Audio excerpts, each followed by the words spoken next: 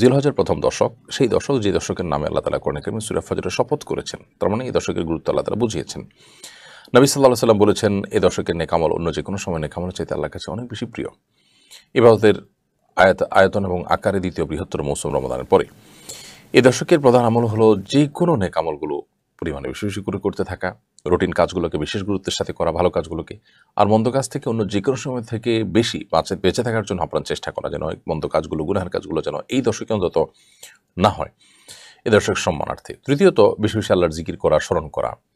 চতুর্থত, যাদের হজের তৌফিক আছে হজ করা। পঞ্চমত, এ দশকের শেষ দিনে অর্থাৎ 10তম দিনে, ঈদের দিনে সামর্থ্যবানদের জন্য কোরবানি করা। এবং 6 নম্বর হলো, যারা কোরবানি করবেন তারা নখ, চুল, শরীর অবাঞ্ছিত লোম এগুলো কাটবেন না। এগুলো না কেটে তিনি যথাসম্ভব আপনার এগুলো চাঁদ ওঠার আগে আগে তিনি যথাসম্ভব কেটে ফেলবেন। কেটে তিনি কোরবানি ঈদ পর্যন্ত অপেক্ষা করবেন। কোনো কোনো বর্ণনা দ্বারা বোঝা যায় যারা কোরবানি করবেন না তারাও এই আমলটি করতে পারেন। যাই হোক, তাহলে এটি হলো 6 নম্বর আমল। সেই সাথে 7 নম্বর আমল হলো এই দশকে বেশি বেশি তাকবীর, তাহমিদ, তাহলিল করা, পাঠ করা, বেশি বেশি আল্লাহু আকবার, আল্লাহু আকবার, লা ইলাহা ইল্লাল্লাহ, আল্লাহু আকবার, আল্লাহু আকবার, লিল্লাহিল হামদ।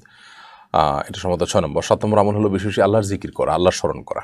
8 নম্বর আমল হলো জিলহজের 9 তারিখ অর্থাৎ আরাফার দিন সকাল থেকে নিয়ে 9 তারিখ ফজর পর থেকে নিয়ে একেবারে 13 তারিখ জিলহজের অর্থাৎ আইয়াম তাশরিকের শেষ দিনের আসর পর্যন্ত প্রতি নামাজের পর একবার করে এই তাকবীর তাশরিক মহিলা পুরুষ সবাই পড়া।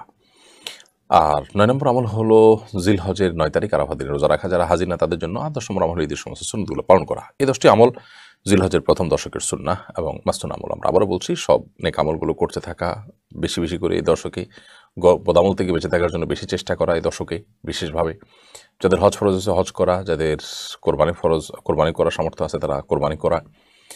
আর যারা কোরবানি করবেন তারা চুল, নখ ইত্যাদি কাটবেন না এই 10 দিন, অর্থাৎ চাঁদ ওঠার আগে কেটে ফেলবেন। এই বছর সামনের সোমবার চাঁদ ওঠার সম্ভাবনা আছে বাংলাদেশে, অতএব সোমবার সন্ধ্যার আগে আগে এগুলো করা। এটা যারা হাজি না তাদের জন্য অবশ্য প্রযোজ্য। যারা কোরবানি করবেন না তারাও আমলটা করতে পারবেন বর্ণার আলোকে।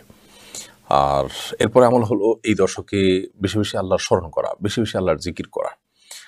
তারপরে 7 নম্বর আমল হলো বেশি বেশি তাকবীর, তাহমিদ, তাহলিল, আল্লাহু আকবার, আল্লাহু আকবার, লা ইলাহা ইল্লাল্লাহ, আল্লাহু আকবার, আল্লাহু আকবার, লিল্লাহিল হামদ, আল্লাহু আকবার কাবীরা ওয়া আলহামদুলিল্লাহি কাসীরা ওয়া সুবহানাল্লাহি ওয়া বিহামদিহি বুকরাতাও ওয়া আসীলা, বেশি বেশি করে পাঠ করা।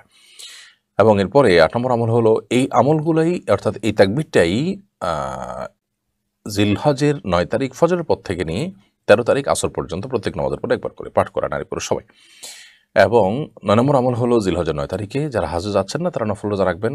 আর 10 নম্বর আমল হলো জিলহজের 10ম দিনে, ঈদের দিনে ঈদের সুন্নাহগুলো পালন করা। কেউ চাইলে প্রথম 9 দিনের প্রত্যেকটা দিনই নফল রোজা রাখতে পারেন, সেই সুযোগ কিন্তু আছে।